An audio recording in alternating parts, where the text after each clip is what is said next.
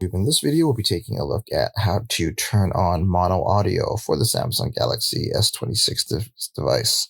This will work for the S26 Ultra, S26, and the S26 Plus as well. If you like this kind of content or find this kind of content helpful, leave a message down below. Don't forget to subscribe, and thanks for watching. So if you want to turn on mono audio for your Samsung Galaxy S26 Ultra, thankfully it's pretty easy to do so.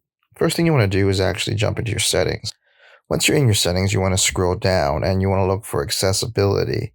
And then from there, what you want to do is scroll down and you want to look for hearing enhancements.